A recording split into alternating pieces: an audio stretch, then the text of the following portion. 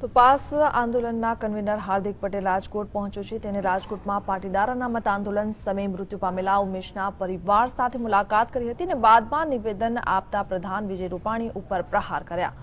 પ્રવક્તા કક્ષાના વ્યક્તિને મુખ્ય પ્રધાન બનાવ્યા હોવાનો હાર્દિકે આરોપ લગાવ્યો હતો। વિઠ્ઠલ રાદડિયા સમાજને તોડનાર વ્યક્તિ હોવાનો હાર્દિકે આરોપ લગાવ્યો હતો। તેમજ સરકારને જેએમડીસી ની જેમ મંજૂરી આપવા પડકાર ફેંકી દંગલમાં ઉતરવા એલાન કર્યું છે।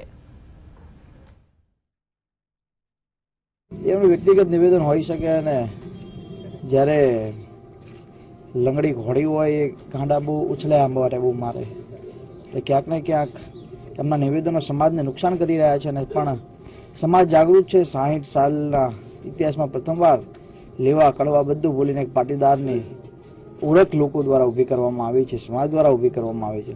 ત્યારે એકાદ બે વ્યક્તિ દ્વારા જ્યારે આવા નિવેદન આપવામાં આવે ત્યારે સમાજને કંઈ ફરક નથી પડતો। સમાજ જાગૃત છે અને આવા લોકોને જાકારો મળી રહ્યો છે।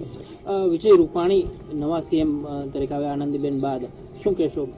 વધુ તો રાજકોટના અહીંયાના લોકો વધુ જાણતા હોય, પણ પ્રવક્તાની કક્ષાના લોકોને મુખ્યમંત્રી બનાવવામાં